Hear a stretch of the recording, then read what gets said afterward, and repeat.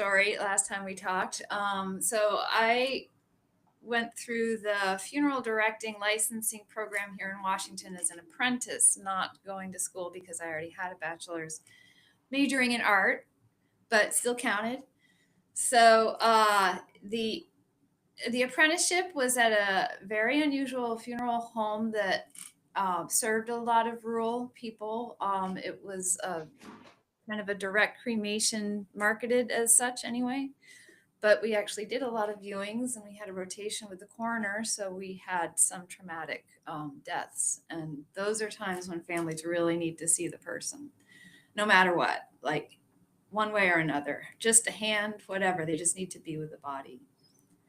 And I kind of came into this late in life and for some reason had very little anyway, fear of taking care of bodies at death. So I might be unusual, but I'll tell you a little experience that kind of put me in my place a little bit at first, and then I understood. So I really am a believer in fighting fear with knowledge, right? With information.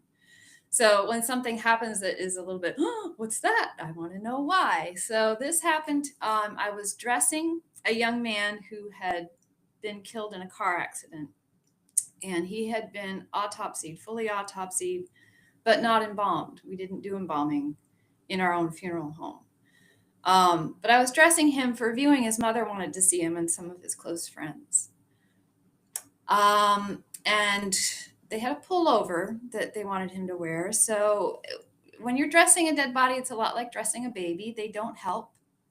And they're lying down, which isn't the easiest way to dress a person.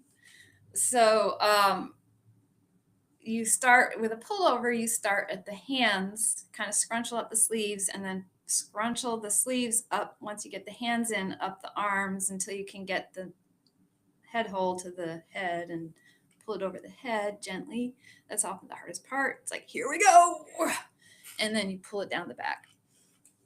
So I was just getting the hands into the sleeves, and I grab onto the hand to pull the sleeve over the hand and start to scrunch the sleeve up the arm, and the hand gripped back.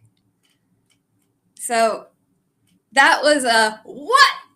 I look at him again. I'm like, he's fully autopsied. And if you don't know what that means, he's had a full craniotomy. His brain is out of his head. How could this be happening? And I look around, I looked at him again. I had a coworker with me, thank goodness. And we looked at each other. Otherwise, it's like, what just happened? But the hand gripped again, so then I realized this is a reflex. And I remembered back to about babies and all primates have this, apparently, palmar reflex. They have the plantar reflex in the feet. And it's just a very primitive, I looked it up. And the words, I just want to, the words have got to be right. It's spinal triggering of a reflex that involves the motor neurons in the median and ulnar sensory nerves. And this same young man, I needed to take a full handprint of, and that is almost impossible because the hands are in death, they're mostly like this. But there's a special place that you can kind of reverse that reflex to grab by stroking the back of the hand. It relaxes. Yeah. Wow, I had no idea about any of that. It must have been weeks after the autopsy that happened. Not weeks, no. Part of the thing with not having an embalmer on staff is that we make things happen quickly, so. How long after someone's death would that still be happening? That's a good question. I would have to say, and I'm not an expert, I don't know the answer to that, but my feeling is that it would definitely depend on the body and the person and the state of their neurological system at time of passing. I mean, consider this was a young man that was killed almost instantly. So there were some things that probably survived that process of death. And I always say death is a process and it's different for everybody. Yeah. That's absolutely brilliant. So your session is coming up on which date? Do you have it handy? I do. 14th. Yep. 14th. It's Friday the 14th. And what's the name of your session, your presentation? My workshop. Yeah. I gotta look it up. Oh, I love that story. That's so, I mean, it's so sad. And at the same time, It sort of is. grotesquely funny. It's really weird. It is, yeah. I mean, it's a story to tell for sure. And as I said, in the name of information as opposed to fear.